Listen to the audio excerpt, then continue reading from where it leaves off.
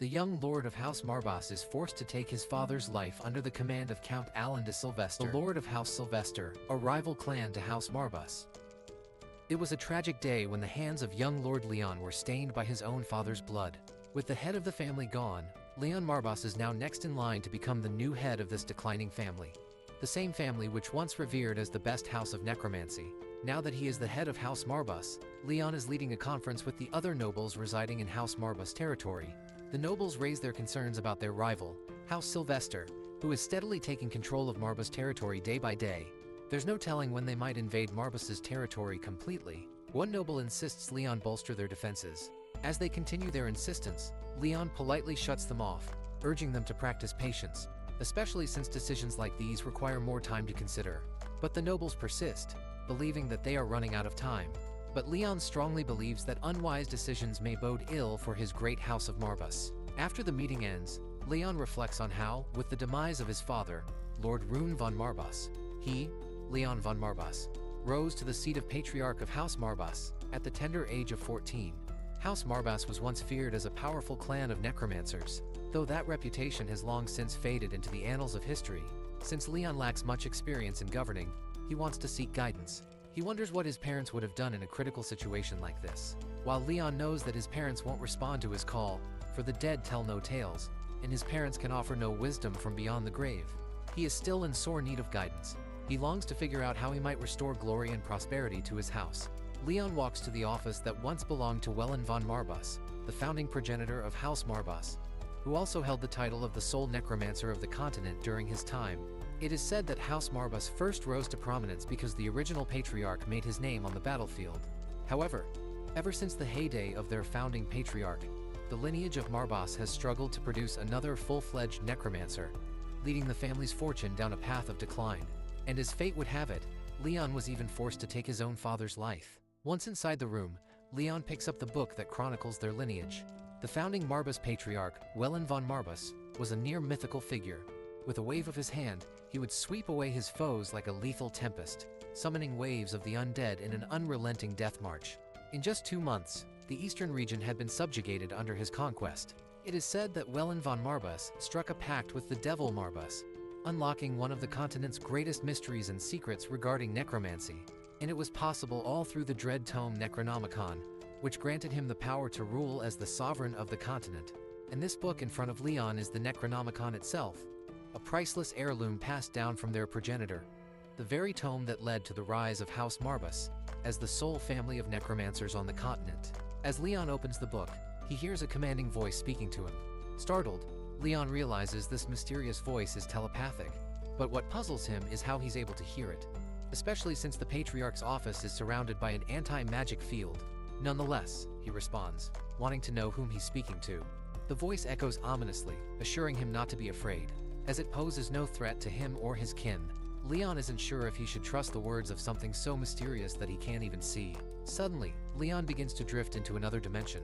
It is then that a giant mythical lion materializes right before him. The first thing Leon asks this creature is where exactly they are. Hearing this, the lion realizes that Leon seems unaware of mighty black lion's existence, which suggests that his predecessors likely never told him about such creatures. The lion remembers Leon's father, Rune, but it notices that the thread of mana binding his father to the lion has been severed. Growling, the lion remarks that Rune was such a kind-hearted man for the lord of a dark house, so his demise isn't all that surprising.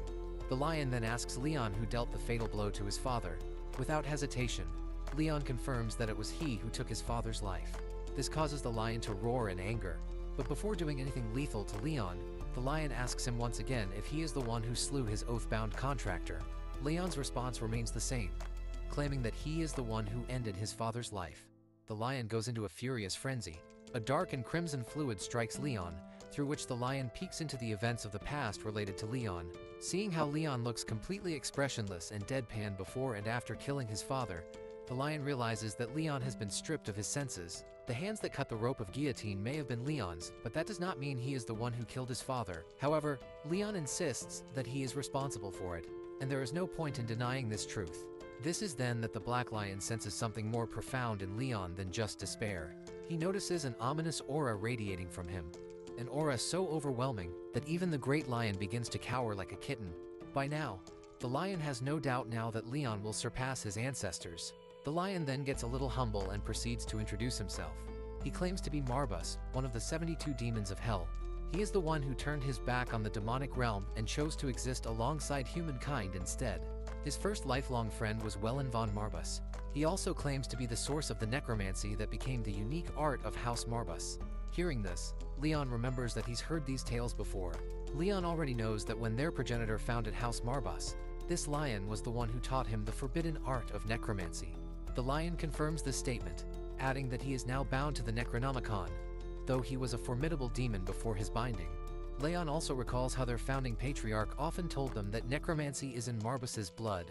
So, it makes no sense to Leon why Marbas, the Great Lion, abandoned House Marbas eventually. The lion quickly senses the animosity Leon harbors and questions him about it. Leon expresses his concern. Since the time of their progenitor, House Marbas has not produced a necromancer of his caliber. The only reason Leon can think of is that the Great Lion abandoned them. The lion makes one thing clear. The reason why Leon and his kin have been unable to wield the true might of a necromancer is that they are too weak to perform the role of a fitting vessel. None of Wellen's descendants hold a candle to the sheer talent Wellen possessed. The only thing holding House Marbas back is the decline in their bloodline. After a moment of contemplation, Leon is ready to acknowledge what the lion is saying. After all, it's been nature's law that the strong devour the weak. This is one reason he doesn't feel much remorse about his father's passing, especially since he had nothing special to offer. That said, Leon decides to take the burden of what his father was supposed to do onto his own shoulders. Since Marbas, the Black Lion, claims he hasn't turned his back on them, Leon requires this lion to do him a favor. But the lion reminds our boy that a favor is an act of kindness, where one party only stands to make a loss. Being a demon, the lion prefers a pact or a deal rather than doing a favor. In this case, Leon decides to make a pact for the power of necromancy. He further strikes a nail into the lion's ego by questioning whether this mighty creature is even capable of granting such power. The lion acts somewhat annoyed at Leon throwing shade over his capabilities. For the lion, the most important question is whether Leon is even capable of wielding such magnificent power. Leon doesn't hesitate to confirm this. He feels more than entitled. Had he been some talentless peon, he would never have been permitted to exchange with a lofty demon such as this Black Lion. It is said that ordinary folk need only converse with a demon before they are robbed of all mana, suffer hallucinations, and ultimately lose their life. The fact that Leon remains standing means he must possess at least some modicum of potential to be worth the attention of this Great Lion. The lion admits that Leon is certainly not ordinary. He also seems to possess a measure of grit to boot. With this in mind, the Black Lion is ready for the pact. However, since it's a pact, Leon will have to offer something in return. Leon is willing to offer anything the lion desires and asks what the lion's price may be. The lion laughs before boldly demanding that he need every facet of Leon's being. This demand comes as music to Leon's ears, as he is more than willing to surrender every part of his meager existence to a mighty demon like Marbas. The scene then cuts to a conference between all of Marbas' household nobles.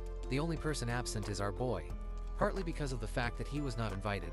The white-bearded man, known as Sir Kernchal, speaks his concerns to his fellow nobles. He boldly declares how Lord Leon commands little authority to make decisions of grave importance that affect the entire house.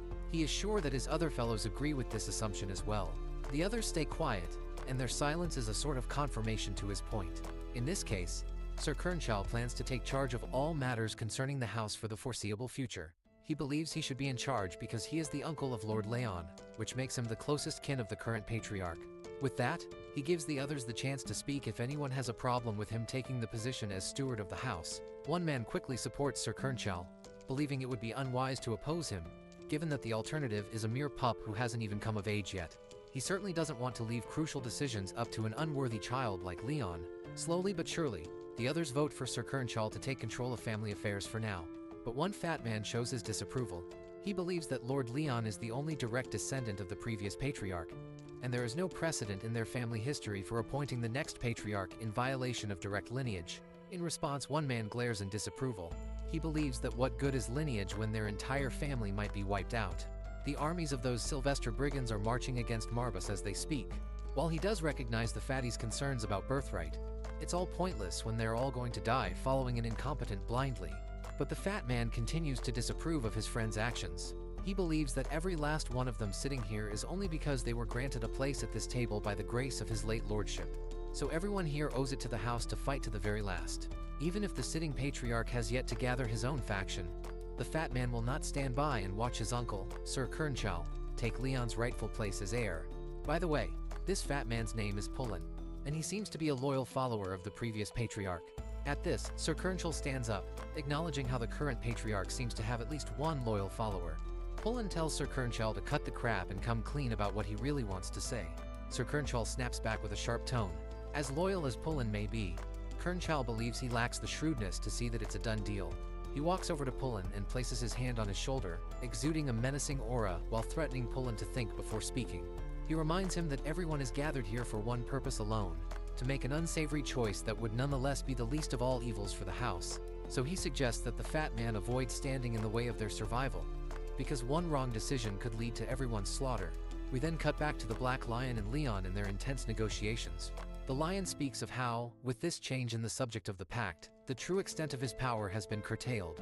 He also recalls how soft and naive Leon's father Rune was. As his contractor, his father possessed a far greater mana reserve than Leon does now.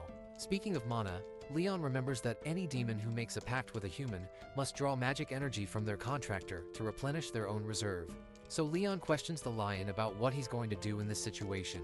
The Black Lion snaps his fingers and transforms into a cute little puffy cat, claiming that this will be less draining to maintain. Leon is relieved that with this new form, the Black Lion will be easily mistaken for an adorable pet instead of a terrifying demon. Being called an adorable pet does not sit well with the Lion, so he gives Leon a deadly glare, exuding a threatening aura for calling him that. Anyway, the Lion decides that it's finally time for them to proceed with the next step. Leon is confused and curious, asking what comes next. The Black Lion questions Leon in response, wondering if he has forgotten that he wanted to obtain strength that would rival even their progenitor. Leon admits that he does indeed want that power. The Lion reminds him that the only way to acquire that power and ascend to the same heights as their progenitor is to follow in his footsteps. So, they will be making their journey to the hidden shrine of the progenitor. But before they begin the journey, the Lion warns Leon that it may claim his life.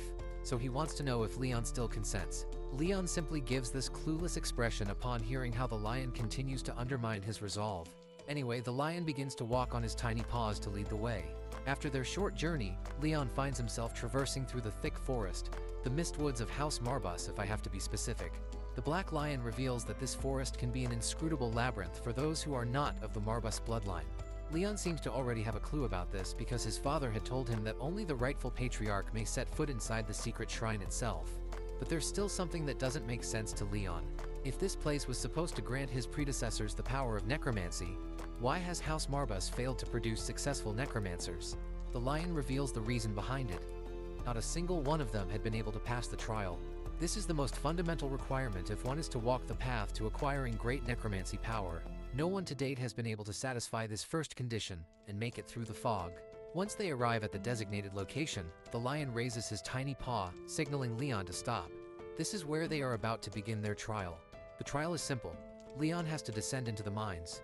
But before venturing deep into the uncharted territories, the Lion makes it clear that he would not be able to lend any helping hand. This will be a test of Leon's mettle. The Lion promises one last piece of advice. He urges Leon to follow the Necronomicon's instructions at all times, especially since it holds the key to the power Leon seeks, the power of necromancy. As Leon ventures deeper, he suddenly comes across the green creatures we commonly call goblins. But these goblins aren't the only thing here. There's also a lady captured by these bastards who seem to take pleasure in tormenting women. At that moment, the Necronomicon reacts. It claps, then opens, and the scene focuses on a verse written on one of its pages. The verse says, "The path to mastering necromancy begins with the secret to reanimating the dead." Meanwhile, the goblins are ready to attack Leon. He notices another verse encouraging him to take the lives of the living to start his journey. Since he's supposed to follow the Necronomicon's commands, Leon unsheathes his blade and stands tall against the goblins, who quickly charge at him with their weapons. Leon swings his short sword, cutting down one of the goblins right away, which counts as his first kill. The scene then takes us to the past, where Leon stands alongside his father in a cemetery. His father wants him to listen carefully to what he's about to say. In the great house of Marbas, his father reminds him that the entity most revered by their clan is death itself. The Marbas house is a clan of necromancers with dominion over the undead. For them, reversing death is held in the highest regard. At that moment, Leon wonders if reversing death is even possible. He had always thought that necromancers had to take lives to gain power whether they wanted to or not. His father affirms that the dark mages are feared by many across the continent. However, that doesn't mean they must become heartless villains. His father asks Leon to promise that, no matter who he faces in battle, if he holds power over life or death, he will make their end as peaceful as possible. This question lingers in Leon's mind, and sometimes he finds himself questioning whether he still has to keep his word with every foe he encounters. Back in the present, as Leon stands surrounded by these filthy creatures, that same question echoes in his mind. After all, he doesn't believe that creatures as vile as these deserve anything less than a painful death. But the most humane way to deal with them, he decides, is to aim for the cervical vertebrae with deadly precision. It's the quickest way to end them with the least amount of pain. Meanwhile, the Black Lion is simply amazed after witnessing our boy snag his first kill effortlessly. While it doesn't seem like Leon has much experience with a sword, he struck the vertebra with godly accuracy. For a moment, the Lion King considers that it might have been luck, or maybe a natural gift. But with more goblins charging, the Black Lion knows he'll soon find out. We shift our focus back to Leon. In the back of his mind, even he believes that his recent kill was more luck than skill. He's sure it's going to be a challenge fighting these green creatures. After all, goblins are shrewd and devious by nature. And to make matters worse, the visibility is poor. It's going to get even darker as he continues to slay one goblin after another. He notices that the torch flickers out with each goblin he kills. He realizes he needs to get used to the darkness while he still can. Instead of cutting through the enemy, he shifts his focus to piercing and dislodging with precision. He starts his killing spree, and with each goblin he takes down, one more fire flickers out. While it's getting dark, Leon's eyes are adjusting so he can see well enough now. The only concern on his mind is the condition of his dagger, which is taking damage from the clashes. But he didn't expect much more from a ceremonial blade.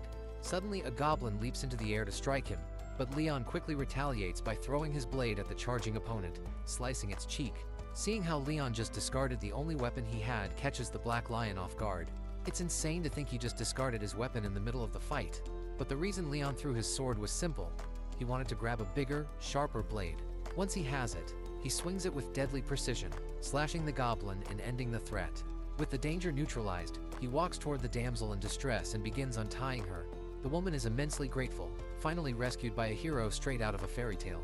But the ending of her story is not so sunshine and roses.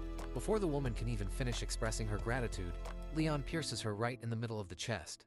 The moment his blade lands, Leon is reminded of a piece of advice his father once gave him. He spoke of monsters with the ability to mimic human beings, which he had encountered during his travels across the continents. Leon stabs her again mercilessly, causing her to groan in pain. The reason for this unexpected second stab are once again his father's words. He had specifically told Leon that those who deceive and exploit the trust of others do not deserve a peaceful death. They must experience the same fear and despair their victims felt. And so, Leon believes this woman deserves to learn that lesson through suffering. As he begins his torture, her screams echo through the dungeon. With her death, the last torch is extinguished. The scene shifts to a hotel where dancers are performing, and Sir Kirchall is running the show, surrounded by women. Sir Kirchall is having a blast, fully convinced that the Marbus household will soon be under his command. The woman to his left is equally confident, thinking a gentleman like Sir Kirchall is far more suited for the role of head of the household than a baby-faced boy like Leon. The girls around them continue to flatter him, and Sir Kirchall is enjoying the praise. He believes he's the lesser evil compared to Leon, who would drag House Marbus to extinction. Sir Kirchall is certain that his rise to power is the best thing for the house. While this shit-ass having a laughter full of joy, the brown-haired man wonders how they'll deal with Leon. The people of the estate were fiercely loyal to Leon's father, which could make it harder to dispose of him. But Sir Kirchall reassures him, promising that he already has a plan. He will make Leon's demise seem justified after the fact. Since dead men tell no tales, framing Leon with lies will be easy. The brown-haired man is glad to hear this. After all, the last time anyone heard from the dead man was centuries ago, when the founding patriarch wielded the power of necromancy. With a toast, they celebrate the success they believe is coming. Meanwhile, we cut to Lord Alan de Sylvester of House Sylvester. He's questioning his men about the progress of their plan to subjugate Marbas. One of his men reports that Sir Kirchall is essentially a pawn working under House Sylvester. Now, they just need the official approval for all-out warfare from the imperial household. Count Alan is thoroughly enjoying himself. He finds it laughable that House Marbus is under the impression that their enemy won't launch an attack when it hasn't been long since the first conflict. Alan's lackeys shower him with praise, acknowledging that none of this would have been possible without their leader's remarkable foresight. He also makes sure to give credit to Sir Kirchall, who in Alan's eyes is playing right into his enemy's hands. To think that the centuries-long history of House Marbus will end at the hands of a short-sighted traitor, it's almost too entertaining for Count Alan. He orders his men to hasten the preparations. Count Alan feels like he's on a streak of good luck. First, that fool of a father who got his head chopped off by his own son. Now the son himself will be next. But little does he know, the lamb he's talking about is preparing to turn himself into a literal goat. Back in the dungeon, Leon has just finished off the last of the monsters, and the dungeon is pitch black with all the torches snuffed out. This means she was the last monster he needed to kill. Just as he says this, the torches reignite, much to Leon's relief. The Black Lion, meanwhile, is absolutely thrilled to have Leon as his contractor. He leaps over Leon, causing him to fall into the pool of blood. The lion is driven by the power Leon possesses, enough to wipe out an entire camp of orcs single-handedly. He's amazed that not only did Leon see through the monster's disguise, but he also pierced its seemingly indestructible body. While Leon appreciates the compliment, he'd rather avoid confronting orcs, as he's been told they despise humans above all else. Still, the Black Lion is fascinated by how Leon managed to see through the disguise. He wants to know how he did it. The answer, Leon thinks, is simple. When all the other torches went out, one remained lit. The key thing was that the light of that torch was a different color. It was green, the color of the dead. With each monster he killed, the torches flickered out one by one. And sure enough, the last torch stayed lit until the end. That was enough of a hint for Leon to realize the woman was a monster in disguise, and he killed her accordingly. The Black Lion is even more excited now. Normally, he wouldn't expect a boy so young to deduce so much under such dire circumstances. When one's life is at stake, it's difficult enough to read the situation, let alone spring into action without hesitation. And yet, Leon did exactly that, dispatching all the enemies by himself without a hitch by using sheer brains. While the Black Lion was initially concerned about Leon's mana reserves, he now believes that one's potential shouldn't be measured solely by mana capacity. He's certain that Leon is hiding something special, something extraordinary that excites him even more. He's now looking forward to seeing what new tricks Leon might show next. Now that Leon has completed his first trial, it's time to move on to the next. His first task was to take the life of a living being, and now that he has succeeded, the Necronomicon instructs him to raise the fallen. Thinking about it, Leon can only interpret this as needing to create undead from the goblins he just slaughtered. And with that, he is about to take his first true step toward becoming an undefeated necromancer. This realization excites him beyond measure. Leon uncovers the path of necromancy laid before him. The little furball of doom and destruction implores him to gaze towards the defeated goblins before directing a column of mana into his vision. This will then allow a path of threads to weave and attach themselves to the bodies. Following those instructions, Leon successfully manages to find and connect each thread to the goblins. These threads are known as death lines. They hover over the bounds of death, each thread linking the soul from this world into the next world. Marbus explains that a necromancer's specialty lies in separating the souls from the bodies of the dead, confirming the extraction ritual, and after imbuing those souls with their own mana, the necromancer successfully commences the reanimation magic. This is quickly showcased as the goblins resurrected with a dark aura, bounded by a crest on top of their heads. Marbus gives him a visual representation by using one of the goblins to attack Leon, only to stop the goblin's attack at the last second. The demon labels this part of the process as branding. And while there were multiple ways of resurrecting the undead, this particular method favored on monsters. The demon promises to delve into the details of other forms of necromancy later on. Leon takes a stand, having learned something new from the tutorial. Now, it's his turn to fully repeat the process. But before that, a question lingers in his mind. Referencing his predecessor's words, Leon talks about how it is way more complex to resurrect a human instead of a monster. Right now, he's curious to know if he's at the level where he can safely resurrect a human into one of his undead warriors. To that, Marbus wonders if he requires the ability to be in his arsenal. Leon confirms, inviting a snarky taunt from the demon, who wonders which human will become a victim of Leon's magic.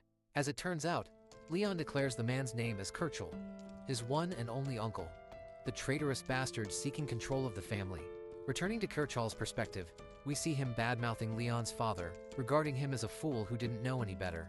He thinks of himself as an opportune man, one who was set on a path of greatness after his brother's own demise. Now, the only thing left is to take care of the boy as the family's direct heir. Any sane man would feel guilty, perhaps even grief-stricken to imagine the thought of killing his own nephew. But this guy is equivalent to garbage, believing that it shouldn't pose any trouble to him at all. In fact, he wants this moment to be one of celebration, instead of sulking. But as they're cheerily enjoying their drinks, a loud rumble grazes across the structure. The chandelier snaps and crashes right in the middle, startling the group as a whole. Kirchel takes a moment to process what was going on. None of them could believe that the establishment could experience such a strong quake, especially when it was enchanted by a magical artifact. Kirchall's eyes dart away as he gestures to his party to remain quiet. Using his voice, he questions the intruder hiding, mocking the man for attempting to take his life. Leon's voice echoes back, taunting his uncle for having such ridiculous ideas, his amber eyes staring at the man coldly from a distance. Kirchall considers the boy nothing more than a useless young patriarch of a destroyed household. He gestures to his men to take care of the boy, but Leon's standing on business. Dude straight up tells this old man to respect him as the family's patriarch. Kirchall questions why the boys come here at a late hour. Leon coldly claps back, stating that he doesn't need an appointment to see one of his subjects, even taunting Kirchall for his ego. Kirchall, now physically peeved, roars at the boy for deeming himself as a worthy patriarch capable of leading the family. He wonders if Leon is afraid that his precious seat will soon be taken away from him. The sniveling rat thinks that it's far too late to worry about such things, as the boy's father's already dead, and no one can protect him anymore. Lifting the veil, Leon argues that he perfectly understands he's the only one who can protect himself. Kirchall laughs at the boy for arrogantly coming here alone, challenging his uncle at the cost of his own life. Our boy immediately corrects him. He never said anything about coming alone after all. Kirchall doesn't get what nonsense he's on about. When suddenly, the ground beneath him rumbles, Kirchall's body fidgeting and questioning what form of sorcery is being used. He can sense the terrifying sensation of darkness. He refuses to believe the sight of the undead before him. This is necromancy, and he knew that far too well. The scumbag mutters his confusion. Not even his brother, the late patriarch and Leon's father, could harness such a death-defying ability after all. Leon emphasizes that House Marbas shared a richer history of necromancy in the past.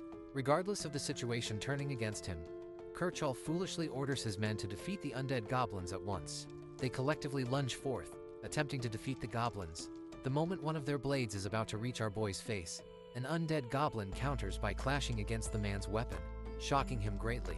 With his weapon deflected, the man is left wide open to be attacked by a second goblin. He meets his end when the blade slices across his abdomen, taking away his life as his body hits the ground. Kirchall's face looks great right now. This dude is pissing his pants. The rest of the undead goblins march on to take down the remaining guards, slaughtering them whole. Seeing this abominable sight take place, the traitorous scumbag can't help but think that he's facing a psychopath. The goblins tear apart Kirchall's men, yet he stands there, unable to piece together his thoughts. This massacre is something he's never seen before. It's really true. It really is true that Leon was commanding necromancy. Fueled with anger and fear, Kirchall wonders how this development could have possibly taken root. Preparing a sphere of black in his hand, he roars at the boy for making a mockery of the founding patriarch's true powers. To this, Leon taunts him, questioning what was so wrong about the true patriarch of the family to be able to wield such sorcery. Unable to withstand his words, Kirchall calls his explanation bullshit, as necromancy is long considered a lost art, something not even the boy's father could manipulate. The bastard's ego can't accept the fact that a child much younger than him was able to command such a powerful ability. Deciding to hold merit to his words, Leon gestures his hand before warning Kirchall that he's making a major mistake. At this moment, he orders his goblin servants to lunge forth and attack Kirchall. This guy is literally getting jumped Jujutsu Kaisen style, and with what little power he has, he releases the sphere of black, incinerating the goblins upon impact. Kirchall's attack may have seemed like it did some damage, but it mattered little to the goblin corpses, who merely recovered from the injury and resumed their mindless attack. The sleazy old bastard couldn't do anything, so he begged his men for help. But when he looked back, his eyes were filled with despair. Dead bodies rolled on the ground, each lifeless as the next. As his last resort, Kirchall cursed underneath his breath and released a bunch of attacks. Of course, in this situation, his control over magic was only above average. Long story short, he can't do shit in this situation. Kirchall turns to persuasion, stating that the boy will suffer consequences for betraying him like this. Leon ignores his uncle's whining and just sends one of his goblins to stab his chest. The blade connects cleanly, causing Kirchall a jolt of searing pain, his blood spilling on the ground. He attempts to fight back using his magic, but his control and predictions quickly fade. As his last resort, he deems the boy a traitor for attacking one of his own. Leon drifts off to a related tangent, a memory he once shared with his father regarding the history of the continent. Leon understands that every land has its own victors, and the NS vanquished, and it's only a matter of time before their roles are switched. Kirchall thinks the kid is wasting his time lecturing him, but Leon continues his speech, claiming that while he may be emotionless and cold in his methods, there is one thing he did learn from a book. In Leon's words, forgiveness is a right only bestowed upon the victor, and Kirchall was once that victor too. However, he ended up betraying the patriarch for the pursuit of his own power. But things have changed now. The bitter truth stabs Kirchall, But our boy continues to spit facts and logic against a dead man's incoming doom. He doesn't even bestow a farewell upon his traitorous uncle, and desperately hopes that Kirchall suffers all the way to his next life. Vowing to celebrate this day every year, Leon intends to punish Kirchall by taking away his life. In mere moments, the goblins swing their weapons at the old man, his life painfully ending with an agonizing scream. With this guy dead, Marbas is a little impressed by our boy's psychotic methods. He's rather impressed that a newbie necromancer has the ability to wield its powers with such precision. It's as if Leon has the experience of a decade behind his back. To that, the protagonist reaches an exciting enlightenment, a plan that even terrifies the demon furball. The scene switches to an urgent meeting of the council, where some nobles are confused why Kirchall has demanded yet another summoning from them. They can't figure out why he's being overly annoying as of late, while one baldhead believes that this meeting has to pertain to an urgent matter for being called on such short notice. They amuse the responsibility of the Sylvester House breaking the peace treaty and striking House Marbas while they're at their weakest. Not everyone believes the same, because breaking a major treaty like that would be a bold move from the opposing house. The war can't continue without the permission of the clan heads either, so they ultimately decide to sway away such doubts and await Kirchall's arrival. Well, someone does arrive, but it's not Kirchall. It's a young boy, whose every step haunts the council members and bolts them into a state of contemplation. They can't fathom why Leon is here when the meeting was called by his uncle. It doesn't make any fathomable sense for Leon to appear in his uncle's place. Our boy wastes no time, and immediately calls out the elephant in the room. He knows they were expecting to see their uncle, and he has some rather exciting news to share. Kirchall won't be attending the meeting, particularly because he's out of commission and can't attend the meeting. Seeking further clarification, one of the council members begs for an explanation. Leon calmly takes a seat before declaring Kirchall's death, sending shivers across the room. He even goes as far as to confirm that he took his uncle's life. And with that clarified, Leon amuses if any one of them has something to say regarding his decision. This man is the unquestionable king of sass wherever he goes. Slamming the table, one of the council members roars his complaint, demanding a proper reasoning to kill the senior elder of the house. They don't want Leon to do whatever he wants as a patriarch. Psych, bitch. That's exactly what he's about to do. He calls Kirchall a traitor bearing the family name, a man who turned against the patriarch and even sold critical information to the opposing house. This man dared to claim Leon's position as the rightful head of the clan. But apart from that, what really amuses Leon is how fast these guys are sucking Kirchall's dick. They're defending him with strong opposition after all. The council members were called under Kirchall's command, and since he's not around, the only logical conclusion is that Leon's words must be true. They can't believe that Kirchall was defeated by a second-rate brat with no experience. Instead of wallowing in his loss, they understand the gravity of the situation at hand. One council member is smart enough to take Leon's immediate side, kissing his ass because he suspects that the young patriarch has come under the possession of some new power. The rest of the council members follow suit, blaming Kirchall's traitorous acts all of a sudden. Leon doesn't want to hear a word from these double-faced fuckers, and renders them guilty of committing a crime. Their crime is that they failed to turn over a traitor hiding amongst their ranks. The council members are experiencing 15 heart attacks every second, knowing that this kid is outplaying them in every argument. They counter Leon, requesting for evidence behind the boy's punishment, as if to accuse him of committing murder without reason. The young patriarch expresses that he's already come prepared for that. To show them some proof of his words, he demonstrates the betrayal of Kirchall. He uses necromancy to call forth the souls of the damned, causing goblins to summon from beyond this realm. The council members are befuddled, shocked to see him commanding necromancy before their eyes. Among those resurrected, Kirchall's body rises before them. Leon calls for his name, the man's zombie-like body just holding itself together in one piece. Then he orders the deceased traitor to confess his crimes.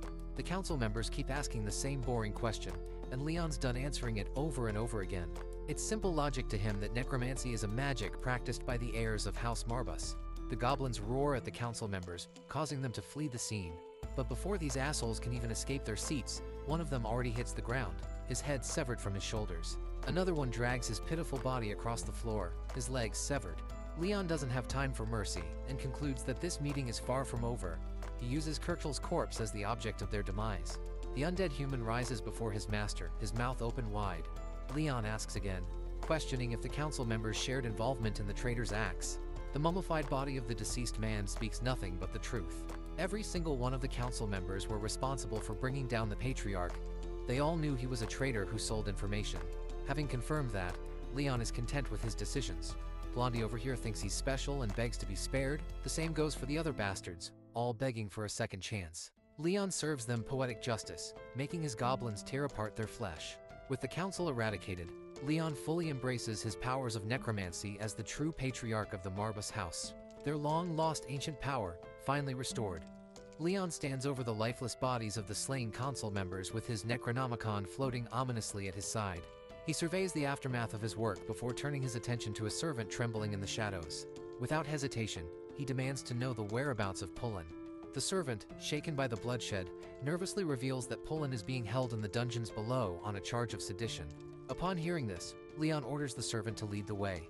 As he steps toward the door, he looks at the remaining servants and soldiers, warning them that they are free to flee if they wish.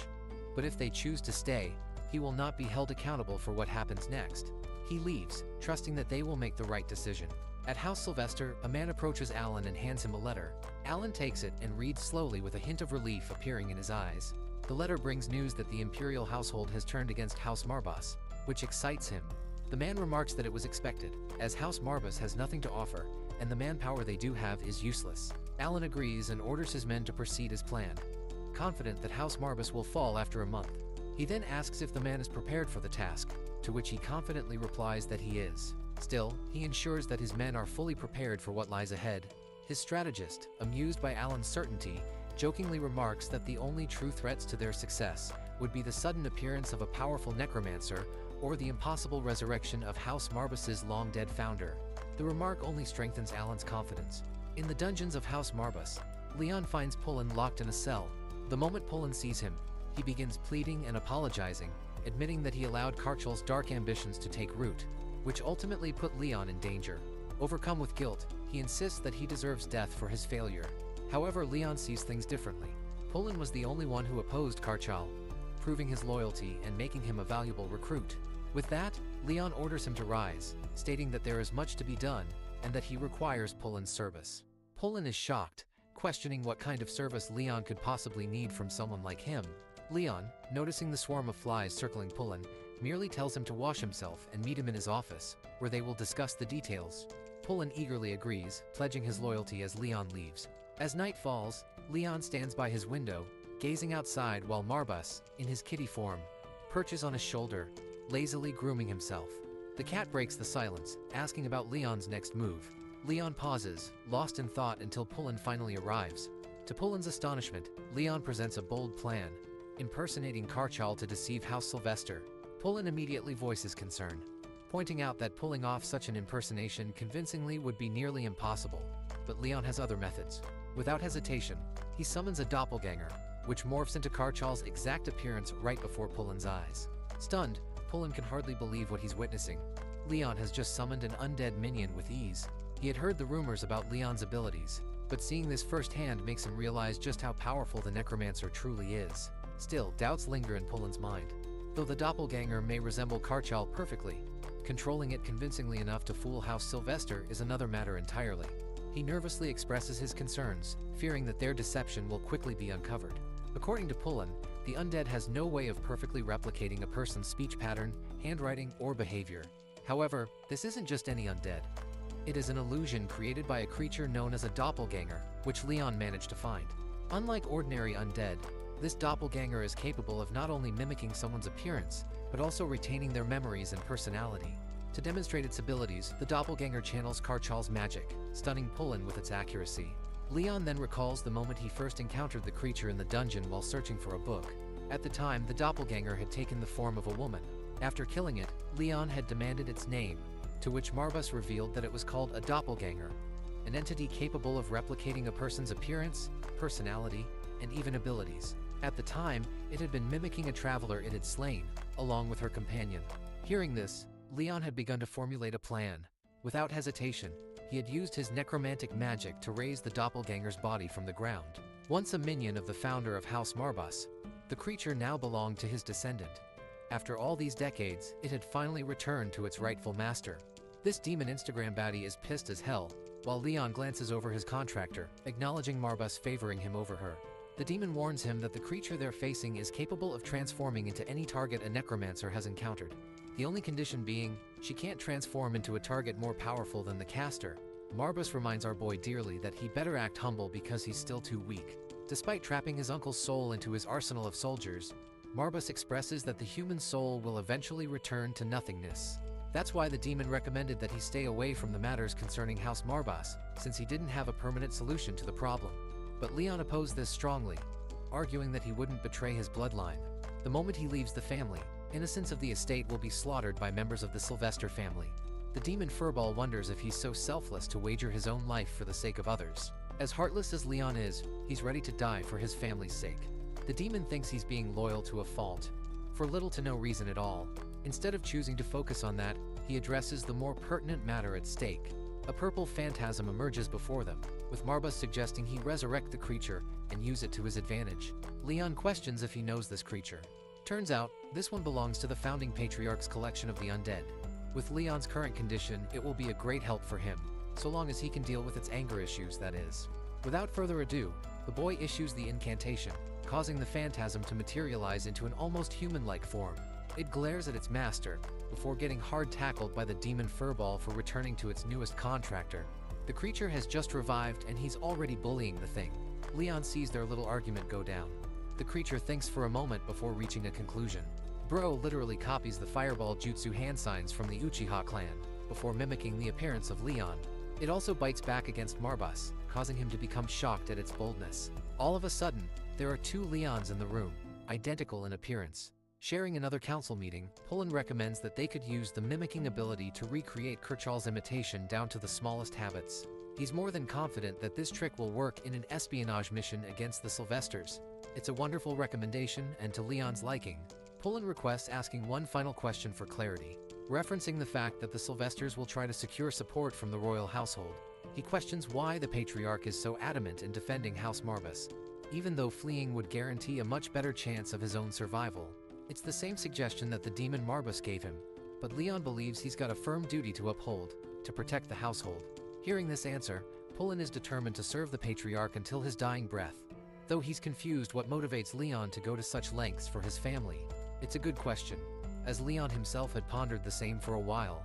While he isn't exactly a noble hero of justice or anything, all he cares about is becoming a worthy head of the household, which is why he has to prove his worthiness to the throne. For now, the answer to his resolve remains shrouded in mystery, but that's also the reason he's delaying his plans, in order to consolidate an answer with his actions. Right now, in order to achieve that goal, he must first eliminate those who threaten the peace of House Marbus. The boy refuses to follow in his father's naive footsteps, and believes he will one day discover an answer for himself. His reason to fight. After the meeting, Leon meets Crow as his doppelganger. This is literally just among us at this point. The creature continues to insult its master, Marbus. The demon Furball gets double-teamed when both Leons corner him in an argument. Crow is the last inheritance left by the founding patriarch to his successor. Now that Leon's acquired a powerful servant, an assassin with cunning abilities, he could execute many missions with ease.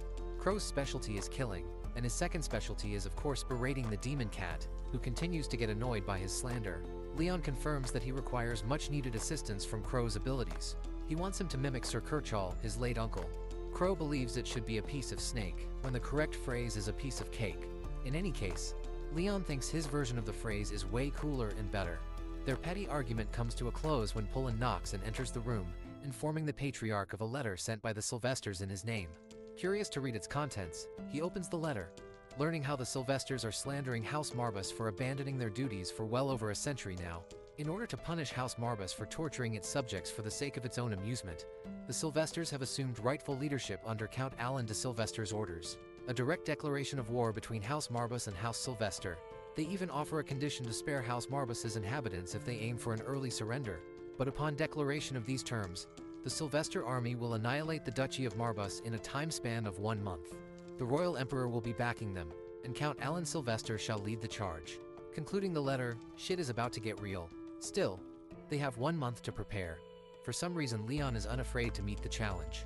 Marbus confirms that while they do have time to spare, they should use that to escape and gather their forces to fight another day. Leon corrects the demon cat, hinting a use of his necromancy powers, and stating that he's not even going to wait for the month to end. Marbus thinks this nutcase has completely lost his marbles by now. He can't face an army in hundreds. It's a threat far more overwhelming than dealing with one lousy scumbag of an uncle. The demon cat questions if he's still ready to face them with such insane odds. Hearing that, Leon smiles, believing they'll all be okay. After all, He's going to stop being merciful from now on and unleash literal hell upon his enemies. In the town, rumors of Kirchal's disappearance spread like wildfire, with villagers whispering that it was a dark omen, especially coming so soon after the death of their old lord just a few months ago. Concern grows for Leon, as many believe he must be devastated, having now lost the last of his surviving kin after his father's passing. However, one of the men assures the others that he has confidence in Leon and believes he will manage just fine despite everything. The townspeople remain hopeful, unaware that the Sylvester army is closing in on them, having already declared war. As they talk, Pullen interrupts, warning them to control their tongues and stop spreading rumors. When they turn, they see Leon standing behind Pullen, prompting them to bow and quickly apologize, insisting they were only engaging in small talk. They also express their condolences to Leon for his uncle's supposed loss, claiming it is truly tragic to lose someone so close.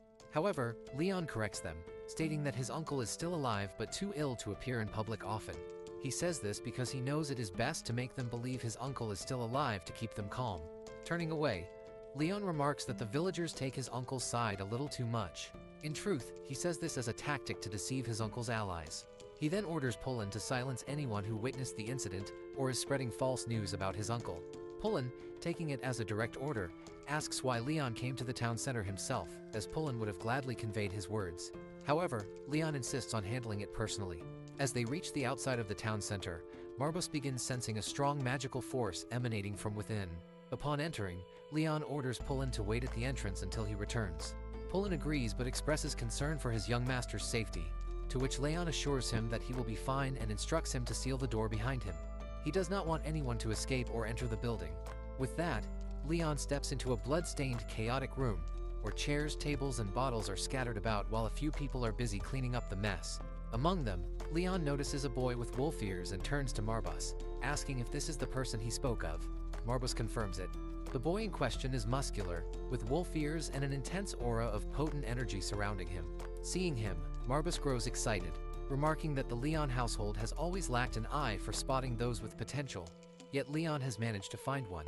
Walking toward him, Leon asks for a moment of his time, but the boy instantly begins apologizing, explaining that there was a brawl at their place last night, and asking if Leon could return at another time. Suddenly, a woman addressing the boy as Walter kicks him forcefully, apologizing to Leon and insisting that they never intended for a beastman to greet him.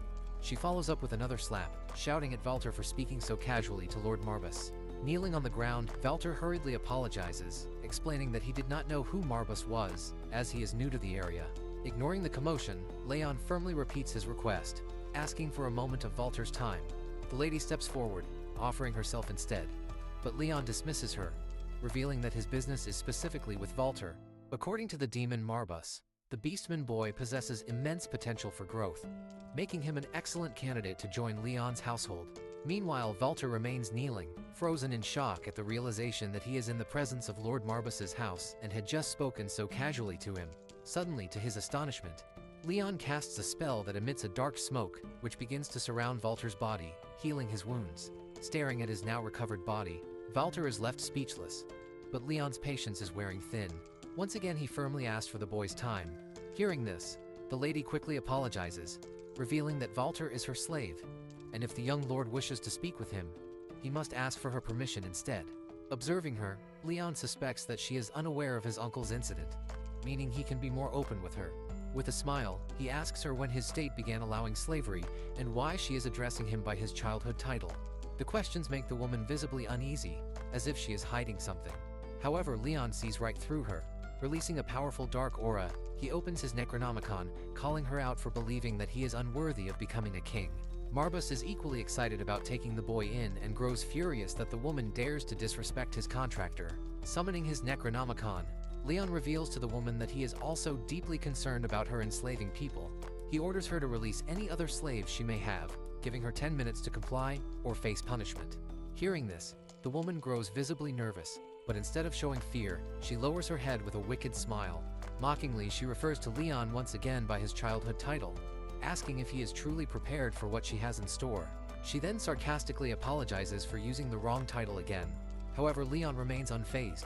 Ignoring her taunts, he turns to Walter, who sits beside him, scared and confused, unsure of what Leon sees in him. Suddenly, the woman snaps her fingers, and all of her men surround Leon with their weapons drawn. With a confident smirk, she commands them to charge, declaring that if something happens, Kirchhoff will support them. Leon, however, stands his ground, completely unbothered. As the attackers rush toward him, he calmly raises his hand and uses his dark magic to summon undead trolls. As soon as they materialize, the monstrous creatures begin ruthlessly slashing through everyone in their path without mercy. Witnessing the carnage, the woman is overcome with disbelief and growing fear. In that chaos, Leon walks up to one of his trolls and casually asks for its sword, remarking that his own is too chipped to be of use. The troll obediently hands him a blade, and without hesitation, Leon joins the fray, cutting down the final few remaining enemies. The woman, still standing, watches in shock, struggling to comprehend how Leon has gained such immense power. Valter, equally stunned, remains silent. Sensing his confusion, Leon turns to him and states plainly that the only reason he spared his life is because Valter will be essential to his cause in the future. Valter still can't comprehend why a man from a noble lineage would be speaking to someone like him. He knows he is just a drifter, ignored across the continent, yet Leon seems to want something from him. Since childhood, Valter had been subjected to torture and injustice, treated as an outcast. As a beastman, he was seen as a harbinger of bad luck by the human children in his village, who tormented him with relentless beatings. Something he never quite understood. He was just an innocent child, and none of it made sense to him. But one day, when he had endured enough, something within him snapped. He stood up for himself, unleashing a powerful aura of energy around him. His thoughts ran wild as he recalled the faces of his tormentors, and with a manic, uncontrollable intent to kill, he slaughtered them all. When he finally came back to his senses and saw the lifeless bodies scattered around him, he couldn't believe what he had done. Fear gripped him. Fear of facing the truth. Fear that he had become the very monster everyone claimed he was. Overwhelmed, he ran away, desperately trying to convince himself that he wasn't what they had always said he was. Returning to the present, Leon walks toward the lady, gripping the troll's knife as she nervously yells that Kirchhoff will not let this slide if he kills her. Channeling dark energy in his hand, Leon tells her that while he may not yet be worthy of the title of patriarch, soon he will be, and she has no place in his estate. With those words, he hurls the dark orb at her, killing her instantly. As he turns away, Valter stands behind him, watching nonchalantly. He has just witnessed Leon take a life, yet strangely, he feels no fear in his presence. This realization confuses him. Leon steps closer with a smile and asks for Valter's service. Before accepting, Valter wishes to ask a question. Without hesitation, he shifts into his powerful form, introducing himself as a cub of the demon wolf tribe, the most insulted and shunned among all beastmen. With raw emotion in his voice, he asks how long his tribe must continue to live with such shame and guilt. Leon meets his gaze and assures him that they will no longer have to endure such treatment. Though he admits he does not know much about their people, he makes one thing clear. If they have suffered from insult and injustice, then from this moment on, he will not tolerate it. He promises Valter that he will be a trusted member of his household, sealing it with his words. As Leon extends his hand, Valter begins to cry and accepts his invitation. Leon, noticing his silence, asks if he should take it as acceptance. Through heavy sobs, Valter confirms, stating that he will be glad to serve him no matter what. Meanwhile, in the Archheim Empire, Esteban, Emperor of Archheim, sits on his throne while his son, Louis, stands beside him. Louis addresses the man kneeling before them, demanding to know the reason for his summons. The nervous man reveals that he has brought a letter from House Sylvester. This irritates Louis, who sees being called over something as trivial as a letter as an insult. He claims that his father will be enraged by such disrespect. The man quickly apologizes, pleading that his sole intention was to deliver the message with urgency. As Crown Prince, Louis is currently the most powerful man in Archheim, and the messenger is clearly afraid of offending him.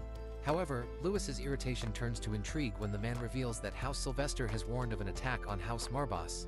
The messenger suggests that Louis take this opportunity to lend his support to Sylvester, ensuring the downfall of their common enemy. Louis considers the proposal but expresses concern. House Marbas has a history of necromancy, making an open war against them a risky endeavor. The man reassures him, claiming that while House Marbas once wielded powerful necromantic abilities, neither the current heir nor the previous leader possesses the potential to use such power effectively. He adds that, in contrast, House Sylvester's army has grown significantly stronger. Hearing this, Louis agrees and instructs the man to send a reply confirming Archheim's support for House Sylvester. Removing a foe during such times is an opportunity they cannot afford to miss. The messenger bows respectfully, accepting the responsibility of delivering the message, and swiftly departs. As he leaves, Louis praises his father's rule, crediting him for creating the conditions that will allow them to eliminate House Marbas so easily. However, as he speaks, Esteban remains silent with his cold expression unchanging, and his wide eyes staring blankly. Louis then lifts his father's lifeless body, smirking as he proclaims that soon, everything will be his. At House Marbas, inside Leon's office, Walter stands before him, now dressed properly. Poland steps forward and places a pendant around Walter's neck, an artifact of great significance. Poland explains that while Leon and the others consider Walter a member of their house, the common people will not be so accepting. Suddenly, Walter gasps in shock as his wolf ears vanish the moment he wears the pendant. Poland informs him that the artifact is meant to conceal his beastman identity, as it could hinder Leon's cause.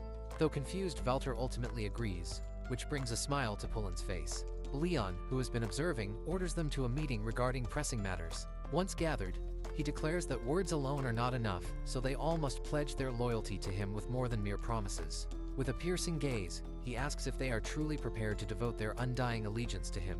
Hearing this, Poland begins to cry, swearing his loyalty to Leon with heartfelt and solemn words.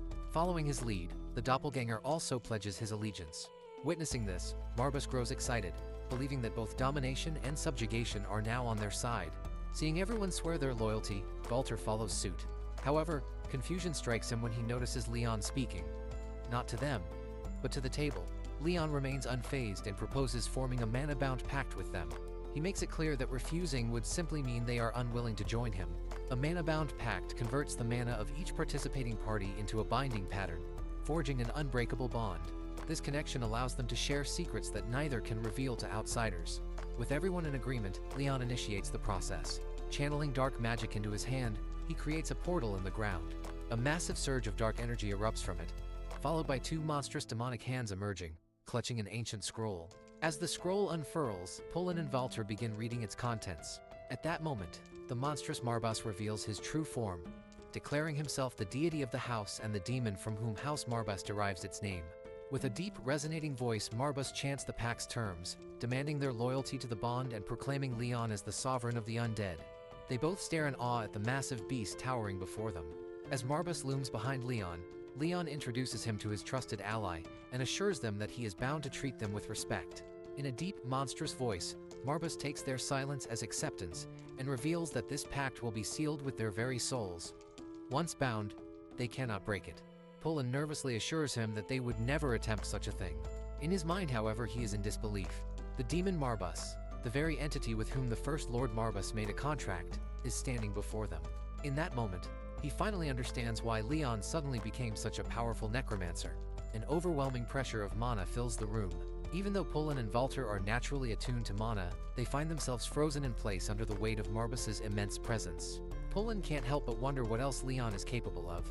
However, as they focus on the beast, to their shock, Marbas suddenly transforms into a small kitten. Walter, startled, is about to question what just happened, but Poland quickly silences him by covering his mouth. Marbas notices and asks what he intended to say. Thinking quickly, Poland nervously responds, claiming that Walter was simply marveling at Marbas's immense size and structure, as he had likely never seen such an awe-inspiring sight before. Marbas accepts the explanation but warns them not to reveal his existence to anyone. With war on the horizon, knowledge of Marbas could prove valuable to their enemies. He further explains that his form is only visible to those who have made a contract with Leon. To anyone else, he is completely invisible. Marbas then mentions that there are many who favor Karchal. Upon hearing that name, Walter suddenly recalls a past event. He once saw Karchal visiting his master's lady, delivering a letter to him. Hearing this, Marbas becomes excited, realizing they have their next lead. Leon inquires further, but Walter denies knowing anything about it.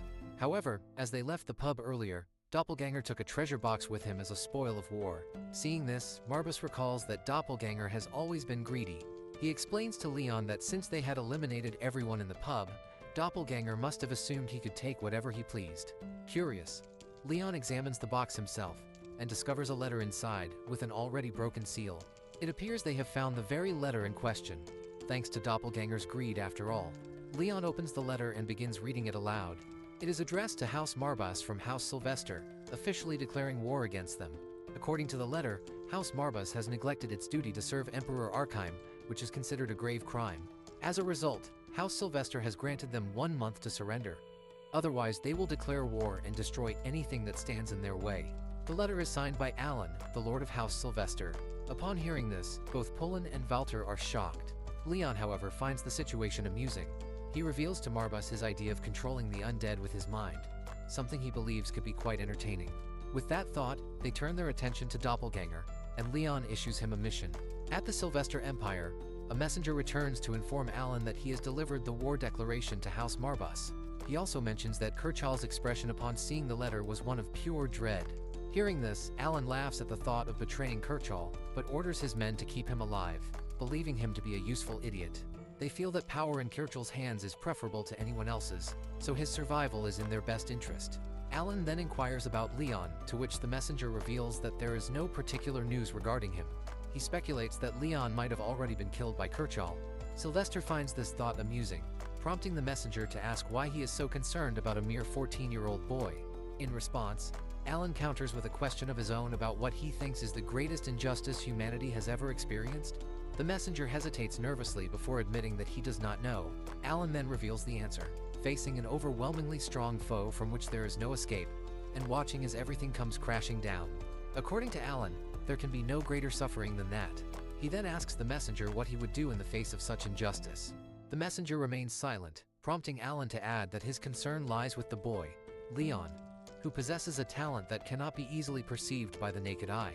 The messenger remains skeptical, doubting that the boy holds any kind of remarkable ability.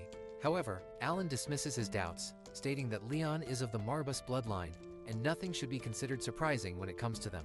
The messenger ultimately agrees. Back at House Marbus, in Leon's office, the doppelganger has fully transformed into Leon's exact likeness. Every gesture, every word, it's all flawlessly replicated. Watching his double speak and move with such uncanny precision, Leon can't help but be impressed by the sheer brilliance of the mimicry. Receiving the praise, Doppelganger smirks and turns his attention to Marbus, mocking him by claiming he has far more to offer than someone who spends their time as a mere kitten.